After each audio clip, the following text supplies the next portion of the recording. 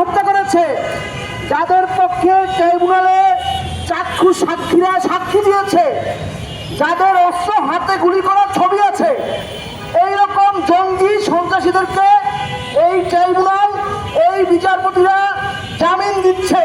তারা কিভাবে জামিন দিচ্ছে, তারা কিভাবে জামিন পাচ্ছে, এই জবাব কিন্তু আমাদের দিতে হবে। আপনারা ভুলে গেলে হবে না, এই আদালতের গেট কিন্তু আমরা ভেঙে বেরিয়েছিলাম। এই আদালতে বসে যেই তামাশা করা হয়েছিল, সেই তামাশার দেয়াল কিন্তু আমরা ভেঙে দিয়েছিলাম। অতএব এই আদালতে বসে যাদেরকে জুলাই পরবর্তীতে একটি মহৎ দায়িত্ব অর্পণ করা হয়েছে, সেই দায়িত্ব নিয়ে যারা আজকে আপনারা টাকা বানানোর মেশিন বানিয়েছেন, এই মেশিনও কিন্তু আমরা ভেঙে দিয়ে বিস্ফোরণ হব না। আমরা জুলাই ঘটিয়েছি ন্যায় বিচার পাওয়ার জন্য, জুলাই হয়েছে দেশের মানুষের সাম্য প্রতিষ্ঠার জন্য, কিন্তু আমরা দেখতে পাচ্ছি যে আদালতে আজকেও বিচারের বাণী নীরবে ধুঁকতে কাঁপছে। আজকেই ফয়জুলের লোকজন যারা তার বিরুদ্ধে ট্রাইব্যুনালে সাক্ষী দিয়েছে, তাদেরকে বিভিন্ন মাধ্যমে হত্যার হুমকি দেওয়া হচ্ছে। আজকে যারা বিভিন্ন মাধ্যমে এই আদালতে এই সন্ত্রাসীদের বিরুদ্ধে সাক্ষী দিয়েছে, তাদেরকে হত্যার হুমকি দিচ্ছে, তাদের নিরাপত্তা পাচ্ছে না। কিন্তু আদালত, এই বিচারপতিরা, এই চোরবাট্টার নৈতিকতা বিক্রি করে খাওয়া আইনজীবীরা যোগ সাজে এই সন্ত্রাসীদেরকে জামিন দিয়ে দিচ্ছে। আমরা দেখতে পাচ্ছি এই জুলাই পরবর্তীতে কিভাবে 600 650 চোর বাটপারগুলা, সন্ত্রাসীগুলা কিভাবে ক্যান্টনমেন্টে আশ্রয় দেওয়ার মাধ্যমে ক্যান্টনমেন্ট থেকে তাদেরকে দেশ থেকে বাহির করার জন্য এদেশে এস্টাবলিশমেন্ট সহায়তা করছে। এদেশে যদি আরেকবার বিপ্লব হয়, এদেশে যদি আরেকবার অভ্যুত্থান হয়, তাহলে হবে এই আমলাদের বিরুদ্ধে, তাহলে হবে এস্টাবলিশমেন্টের বিরুদ্ধে।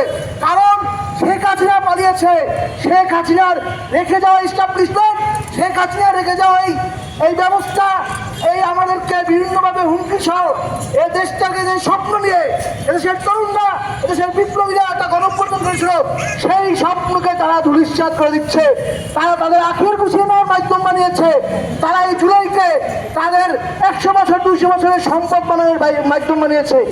হাসিনা কিন্তু হাজারো কোটি সম্পদ বানিয়ে দেশে থাকতে পারে না। হাসিনার দালালরা, হাসিনার মন্ত্রীরা, হাসিনার ব্যবসায়ীরা, হাসিনার এস্টাবলিশমেন্ট সব সম্পদ দেখেই কিন্তু পালাতে হয়েছে।